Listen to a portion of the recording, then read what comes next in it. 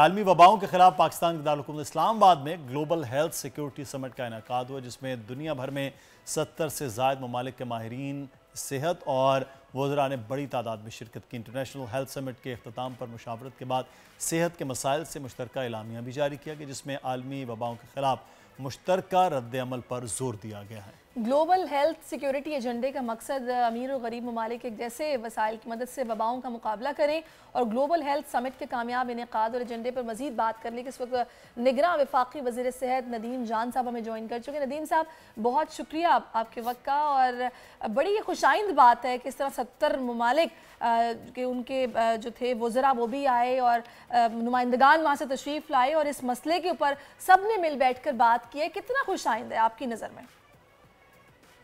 सबसे पहले तो आपका बहुत शुक्रिया कि आपने इसको उठाया। ये पाकिस्तानी कौम एक रेजिलियंट कौम है और ये मुबारकबाद की मुस्तहिक है कि इतने कलील अरसे में एक बहुत बड़ी समिट इन्होंने की और दुनिया में जिस भी किसी ने इसको उस लेवल पे उठाया नहीं है, पाकिस्तान ने उठाया ग्लोबल हेल्थ सिक्योरिटी का एजेंडा। ये ग्लोबल हेल्थ सिक्योरिटी है लोगों को वबाओं की सूरत हाल में बीमारियों से और आफतों से बचाना, अपने सेहत के निज़ाम को बचाना, अपनी इकानमी को बचाना। तो हमने देखा कि जब कोविड आ गई तो ग्लोबल हेल्थ सिक्योरिटी तो एजेंडे पे आ गई, लेकिन जब कोविड की केसेस में कमी आ गई तो ये भी नीचे चली गई। हमने ये सोचा कि क्यों ना एक ऐसी प्लेटफॉर्म क्रिएट की जाए कि ये एक मुस्तकिल एलिमेंट रहे दुनिया के एजेंडे में। तो हमने ग्लोबल हेल्थ सिक्योरिटी समिट का आइडिया दिया और अल्हम्दुलिल्लाह अब पाकिस्तान ने कामयाबी के साथ इसका इनेकाद किया और आगे जाके ये न सिर्फ पाकिस्तान की बल्कि तमाम गरीब और मिडिल इनकम कंट्रीज का मुकदमा लड़ेगी जो वैक्सीन की सूरत हाल है। डॉक्टर साहब, एक तो मुबारक है, बड़ा ज़बरदस्त किस्म का ये समिट था, हम देख रहे थे टेलीविजन पर ये चल रहा था, लेकिन एक चीज़ जो आपने हमारे प्रोग्राम में ये बात की थी समिट से पहले कि जो थर्ड वर्ल्ड कंट्रीज़ हैं ख़ास तौर पर इनके हवाले से जो बड़े कंट्रीज़ हैं उनका सोचना बड़ा ज़रूरी है, तो क्या उस चीज़ को अचीव करने में और उस जानिब जाने में इसमें कामयाबी हुई है समिट?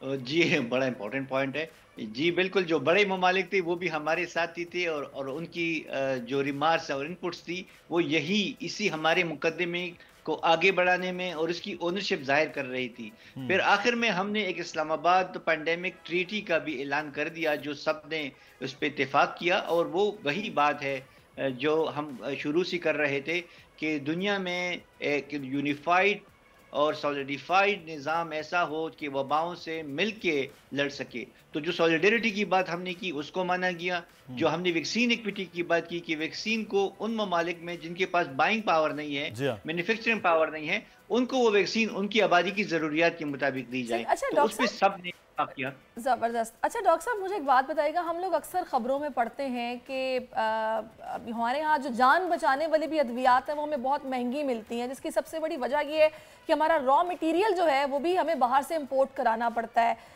कुछ ऐसा नहीं हो सकता जब इतनी बड़ी तादाद में मुल्क पाकिस्तान आ रहे हैं और ग्लोबल हेल्थ सिक्योरिटी पर ये समिट हुआ है कि हमारी कुछ कोलैबोरेशन ऐसी हो जाए कि ये चीज़ें पाकिस्तान में मटेरियल बनने लगे कि यहाँ के आम बंदे को रिलीफ मिल सके, कि उसके लिए अद्वियात सस्ती हो जाए? मैंने जब 17 अगस्त को चार्ज ले लिया, 18 अगस्त को मेरी मीटिंग थी अपनी टीम के साथ और उसमें मैंने यही एजेंडा जो आप फरमा रहे हैं उसको उठाया कि हम APIs जो आप बात कर रहे हैं कि वो मॉलिक्यूल जिससे दवाई हम क्यों नहीं बना रहे। तो मुझे तो कोई लॉजिक नज़र नहीं आई, तो फिर मैंने जो विजन दे दिया जिसका नाम है फार्मा पार्क, कि पाकिस्तान में एक फार्मा पार्क इस्टेब्लिश होगा और हम वो टेक्नोलॉजी ट्रांसफ़र करवाएंगे दोस्त ममालिक से और पाकिस्तान में इसको इस्टेब्लिश करेंगे, पब्लिक प्राइवेट पार्टनरशिप के तहत इसको चलाएंगे और वो तमाम मॉलिक्यूल्स जिससे दवाइयाँ बनती हैं वो फिर पाकिस्तान में बनेगी जो रॉ मटेरियल, और उससे फिर आपकी तरसील में भी, आपकी क्वालिटी में भी और क्वांटिटी में दोनों में इजाफा होगा। जो दवाइयों की कीमतों के हवाले से और शार्टेज के हवाले से शिकायत आती हैं फिर वो नहीं रहेंगी। तो इस सिलसिले में मैं अर्ज़ कर लूँ कि इसी समिट में भी मेरी 3-4 बायलैटरल मीटिंग्स हुई हैं किंगडम ऑफ सऊदी अरेबिया के साथ, UAE के साथ, कतर के साथ, टर्किया के साथ और बाकी ममालिक के साथ, जिसमें हमने इसी एक एजेंडे को भी उठाया। और ये मैं पहले से भी जो इंटरेक्शन हो रही थी जब मैं यूएन के उसमें इजलासों में या उस लंदन में समिट में COP28 में हमारे एजेंडे बड़े क्लियर हैं और हम इसको बड़ी कंसिस्टेंटली एडवोकेट कर रहे हैं कि हमारे साथ उस पर पार्टनरशिप की जाए, कोलैबोरेट किया जाए। हमारे पास जगह है, हमारे पास ह्यूमन रिसोर्स है, हमारे पास यूनिट्स भी हैं, उसमें सिर्फ वो टेक्नोलॉजी ट्रांसफर करवा के एक मैकेनिज्म तय किया जाए कि हमारी जो मॉलिक्यूल्स बनाने की कैपेसिटी है वो बढ़ जाए और फिर हम उसको एक्सपोर्ट भी कर सकें। तो ये इस इंशाल्लाह आगाज हो रहा है और ये हम ही करेंगे, फिर नेक्स्ट आने वाली ये ज़बरदस्त है। लेकिन डॉक्टर साहब एक चीज़ यहाँ पे जानना चाहेंगे, अब दोबारा से वही पेंडेमिक जो कोविड की सूरत में उसके बारे में कहा जा रहा है, नए वेरिएंट आ रहे हैं पाकिस्तान में, कुछ मरीज़ भी बाहर से कुछ लोग आए हैं तो उनमें भी ये वेरिएंट पाया गया है। तो इस हवाले से अब क्या कोई खुदा न खास्ता को मामलात आगे न बढ़ जाएं, क्या प्लान कर रही है वजारत सेहत? जी, जैसे ही भारत में JN1 के केसेस आ गए तो हमें अंदाज़ा हो गया था कि वो पाकिस्तान में आ जाएंगे, क्योंकि भारत की आबादी की जो मूवमेंट है वो गल्फ कंट्रीज़ के साथ ज़्यादा है और गल्फ की हमारे साथ है। तो उसके लिए हमने इक़दाम उठाए जल्दी। हमने अपना जो बॉर्डर हेल्थ सिक्योरिटी सिस्टम है उसको मजबूत किया। हमने उनको जो थर्मल गन्स है वो मज़ीद दे दिए, प्रोटेक्टिव इक्विपमेंट्स दे दिए और साथ में ह्यूमन रिसोर्स डिप्लॉय कर दिया। और 2% रैंडम सैम्पलिंग का भी हमने उधर इम्प्लीमेंट कर दिया एयरपोर्ट्स पे, पॉइंट ऑफ एंट्रीज पे, कि वो लोग जो आ रहे हैं ख़ास करके गल्फ कंट्रीज से, उनमें 2% का एक हम डिटेक्शन वो भी कर सके, टेस्टिंग भी कर सके। इसके साथ साथ हमारी जो सूरत हाल है सूबों में और ज़िलों में, सूबों में हमने अपनी जो पब्लिक हेल्थ रेफरेंस लैब है, लैब उसको स्ट्रेंथन किया है, वो तमाम टेस्ट कर सकती हैं। डिस्ट्रिक्ट्स में हमारे pandemic disease surveillance and response units हैं, उसमें टेक्निकल लोग बैठे हैं, वो मॉनिटर कर रहे हैं, रिस्पॉन्स की कैपेसिटी बढ़ गई है। तो हम अपने तौर पे तो वो तमाम स्टेप्स उठा रहे हैं जो कि इंटरनेशनल और नेशनल प्रोटोकॉल में हैं। लेकिन वो जो केसेस आ गए, क्योंकि जब वबा आ जाती है तो आप उसका रोकना, तो जो मेरे स्पीचेस में भी था कि ये वायरस की कोई पासपोर्ट नहीं होती, अगर पासपोर्ट होती भी है तो कोई वीज़ा दरकार नहीं होता, ये हर मुल्क में आ सकते हैं। तो वही इसीलिए हमने एक ग्लोबल हेल्थ सिक्योरिटी समिट का इनेकाद किया कि IM मिलके हम इसका मुकाबला करें। कोई एक मुल्क अगर अपने आप को मजबूत समझता है कि मैं बिल्कुल सेफ हूँ, इस तरह नहीं हो सकता। अगर आपकी किसी दूसरे मुल्क में वायरस की वबा आई है, बैक्टीरिया की आई है, तो वो डेफिनेटली आपकी आबादी को इम्पैक्ट करेगी। तो अभी तक की जो सूरत हाल है वो खतरनाक नहीं है, हम रेड अलर्ट में हैं। बिल्कुल आप सही कह रहे हैं। अच्छा, एक चीज़ और जो कि मैंने पर्सनली ऑब्जर्व की है, क्योंकि आप देखिए कि पाकिस्तान में अब जबकि हम माशाल्लाह से इतने आगे आ चुके हैं टेक्नोलॉजी को लेके, मतलब इतने एडवांस हो चुके हैं, उसके बावजूद ये जो आम वैक्सीनेशंस हैं जो कि बच्चों की पैदाइश के बाद उनको 5 साल तक लगनी होती हैं, उस पर भी हमारी सिचुएशन ये है कि हमें पता चलता है कि जी यहाँ पे अवेलेबल नहीं है, इसकी शॉर्टेज है, उस हॉस्पिटल चले जाएं, वहाँ पर भी अवेलेबल नहीं है, वहाँ चले जाएं।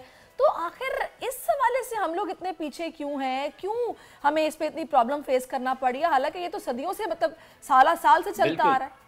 बिल्कुल सही निशानदेही आपने की है। और ये यानी आप हिस्ट्री हमारी उठाएं तो किसी तौर से भी इसमें इन्वेस्टमेंट नहीं हुई है वैक्सीन बनाने में, और हम खरीदते रह जा रहे हैं। फिर आपको जो शॉर्टेज आती है, खास करके आपको पता होगा, बच्चों ने पैदा होना ही होना है और ये वैक्सीनेशन लगनी है।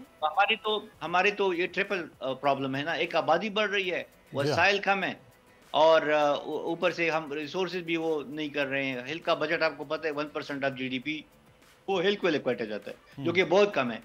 तो हमारा तो यही मुकदमा भी है कि हम इसको 2% तक ले जाएं, जो GDP की एलोकेशन होती है हेल्थ सेक्टर को, और सूबे भी अपनी बजटिंग और एलोकेशन वो हेल्थ के लिए बढ़ाएं। लेकिन इसके साथ साथ एक खुशी की और खबर मैं आपको दे दूं कि हम एक कंसोर्शियम बना रहे हैं वैक्सीन मैन्युफैक्चरिंग के लिए। अच्छा। कि जो हमारी 12 डिजीज हैं, हाँ, और उसके लिए हमने होमवर्क भी किया है। एक कंसोर्शियम तैयार है आने के लिए, उसका सिर्फ वो फॉर्मेलिटीज़ और जो हमारी रजिस्ट्रेशन लाइसेंसिंग का जो अमल है वो हमने उसके ऊपर लगाया हुआ है ड्राइव को, कि वो मुकम्मल करे, फिर उसके साथ नेगोशिएट करे, और वो खुद अपने पैसे ला रहे हैं। तो $75 मिलियन तक वो कमिट कर रहे हैं कि हम इन्वेस्ट करेंगे आपकी सारी वैक्सीन। ठीक है, तो ये बड़ा अच्छे इक़दाम हैं जो आप डॉक्टर साहब बता रहे हैं। बहुत शुक्रिया, आप हमारे साथ मौजूद थे। सब्सक्राइब करें और बेल दबाएं ताकि कोई खबर रह न जाए।